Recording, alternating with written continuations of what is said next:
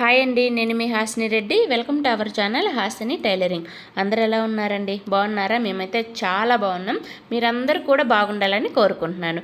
ఈరోజు వీడియో వచ్చేసి flower లాట్కిన్ cutting and stitching అండి. బిగినర్స్కి అయితే చాలా బాగా యూస్ఫుల్ అవుతుంది. అట్లాగే ఇట్లా ఫ్లవర్ లాట్కిన్స్ రెడీ చేసుకునే వాళ్ళకి కూడా యూస్ఫుల్ అవుతుంది అనమాట. ఎవరైనా సరే మన ఛానల్కి ఫస్ట్ టైం వచ్చినట్లయితే ప్లీజ్ అబ్బా మన ఛానల్ సబ్స్క్రైబ్ చేయండి. అట్లాగే పక్కన బెల్ ఐకాన్ ఉంటుంది, దాన్ని క్లిక్ చేశారంటే నేను ఏ వీడియో పెట్టినా కూడా నోటిఫికేషన్ అనేది మీ దాకా వస్తుంది. అట్లాగే ఒక లైక్ చేయండి. మీరు లైక్ చేశారంటే చాలామందికి వీడియో వెళ్ళడానికి పాసిబుల్ అవుతుంది అనమాట. అట్లాగే షేర్ చేయండి. ఇప్పుడు వీడియోలోకి వెళ్ళి ఈ ఫ్లవర్ లాట్కిన్స్ మనం ఎట్లా కట్ చేసుకొని స్టిచ్ చేసుకోవాలో చూపిస్తాను.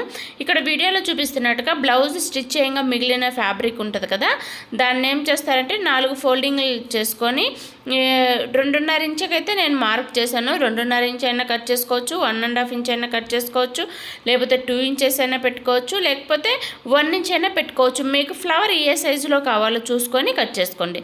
నేను ఇక్కడైతే అందాజుగా 2.5 ఇంచ్ అయితే కట్ చేస్తున్నానండి. 2.5 ఇంచ్ ఫ్లవర్ అయితే బాగుంటుంది. అంతకంటే ఎక్కువ మనం ఫ్యాబ్రిక్ తీసుకున్నామంటే అది హార్డ్గా కనిపిస్తుంది అనమాట, అంత బాగోదు. ఇక్కడ ఈ సైజ్ అయితే నాకు వద్దనిపించింది, ఎందుకంటే చిన్న ఫ్లవర్స్ అయితే బాగుంటుంది. అట్లాగే ఫ్యాబ్రిక్ కూడా చాలా తక్కువ ఉందన్నమాట. అందుకనేసి నేను 1.5 ఇంచుకి మార్కింగ్ వేశాను. 1.5 ఇంచుకి మార్కింగ్ వేసుకొని అది 4 ఫోల్డింగ్ల మీద 1.5 ఇంచుకి మార్క్ చేసుకొని కట్ చేసేసుకున్నాను. ఇట్లా కట్ చేసుకుంటే చిన్న చిన్న ఫ్లవర్స్ వస్తాయి అన్నమాట. చాలా బాగుంటుంది. పెద్దగా అయితే అదేదో పెద్ద ఫ్లవర్స్ లాగా అనిపిస్తుంది అనమాట. అంత ఫ్యాబ్రిక్ ఉంటే ఓకే, కట్ చేసుకొని మనం ఫ్లవర్స్ స్టిచ్ చేసుకోవచ్చు.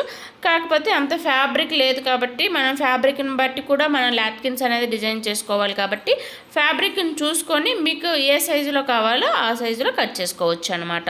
ఇప్పుడు మనం ఫస్ట్ ఒక పీస్ కట్ చేసాం కదా 1.5 ఇంచుకి, అదే మెజర్మెంట్ తోటి ఆ పీసే మిగిలిన క్లాత్ మీద పెట్టేసి మీరు కట్ చేసుకోవచ్చు అనమాట. మీ దగ్గర ఎంత ఫ్యాబ్రిక్ ఉందో ఆ ఫ్యాబ్రిక్ మొత్తం మీద మీరు పెట్టేసి కట్ చేసేసుకోండి.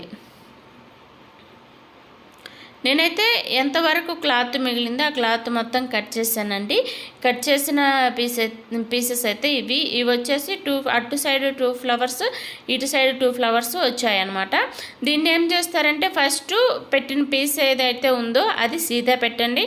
మళ్ళీ పైన పెట్టే పీస్ ఏదైతే ఉందో ఉల్టా పెట్టండి. అంటే 2 సీదాలు లోపలికి ఉండాలన్నమాట. ఈ వీడియోలో చూపించినట్టుగా 2 సీదాలు లోపలికి ఉండేలాగా పెట్టుకొని చుట్టూ కుట్టు పెట్టుకొని 4వ సైడ్ మీరు కుట్టు పెడతారు కదా, అటు సైడ్ కొంచెం గ్యాప్ వదిలేసేయండి. ఇక నేను వీడియోలో చూపిస్తున్నాను కదా, చుట్టూ కుట్టు పెట్టి ఒక సైడ్ మాత్రమే మన ఫింగర్ ఉంటుంది కదా, ఫింగర్ పట్టే అంత స్పేసే వదిలేసాను అనమాట. వదిలేసి లోపల ఉన్న మనం సీదా పెట్టాం కదా క్లాత్లో, అవి యువతలకు ఫోల్డింగ్లు చేసుకొని ఆ మూలల్లో ఉంటుంది కదా, మూలలు సరిగా తిరగకపోతే మన దగ్గర సూది ఉంటుంది కదా, సూదితోటి మూలల్లో అట్లా కొంచెం లాగామంటే అది పర్ఫెక్ట్ షేప్ వస్తుంది అనమాట, షేప్లోకి వచ్చేస్తుంది. ఇప్పుడు మనం కొంచెం వదిలేసి లోపల క్లాత్ బయటికి లాగాం కదా, దాన్ని ఏం చేస్తారంటే లోపలికి ఫోల్డింగ్ చేసేయండి. దాన్ని లోపలికి ఫోల్డింగ్ చేసేసి ఇట్లా పైన చుట్టూతో కుట్టు పెట్టేసుకోండి. ఫ్యాబ్రిక్ ఏదైతే ఉందో మీరు తీసుకున్న పీస్ ఏదైతే ఉందో చుట్టూరు ఒక కుట్టు అయితే ఎడ్జ్కి పెట్టుకోండి. ఎడ్జ్కి పెట్టుకుంటేనే లుక్ బాగుంటుంది అనమాట.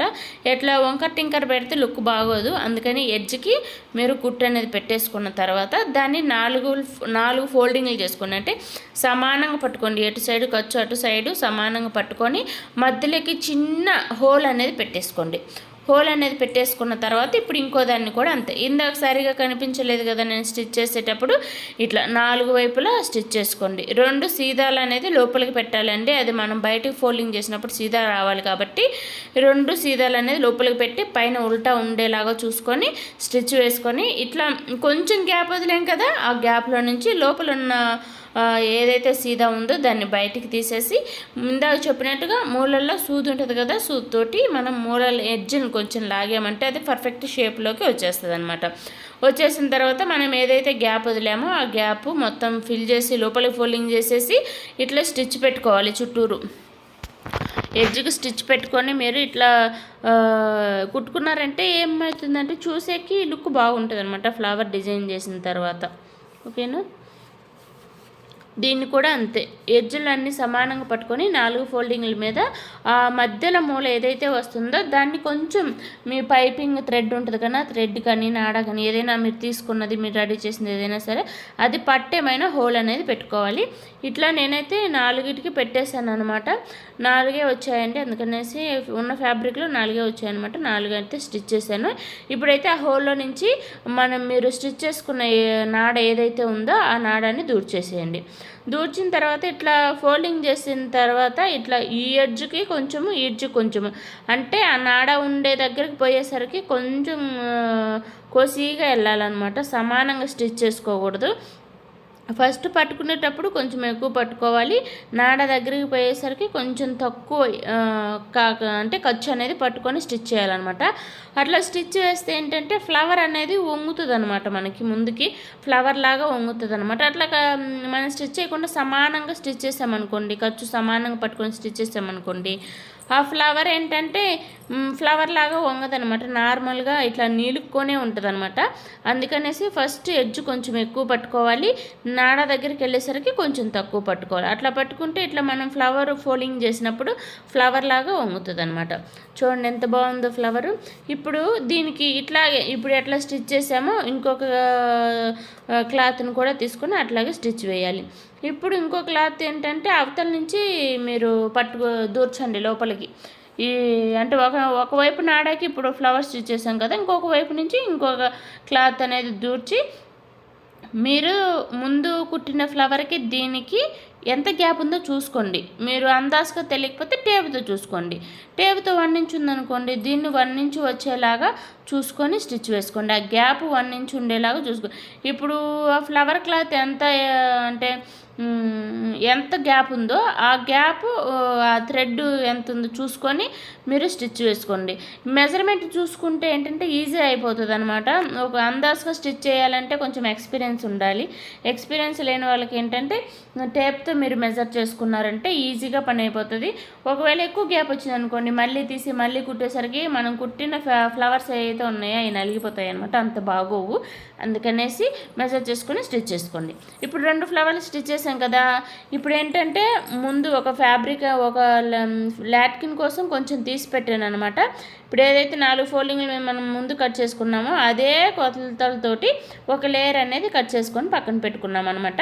పక్కన పెట్టుకున్న తర్వాత యాజ్ ఇట్ ఈజ్గా మనం ఈ లాట్కిన్స్ మోడల్స్ కుట్టకముందు నార్మల్గా కుట్టేవాళ్ళం కదా, మొగ్గ టైపులో అట్లా ఫోల్డింగ్లు చేసుకొని చెప్పాను కదా, ఈ ఫ్యాబ్రిక్ ఎంత గ్యాప్ ఉందో అంత గ్యాప్ చూసుకొని నాడాకి మీరు స్టిచ్ చేసుకున్నారంటే బాగుంటుంది అనమాట.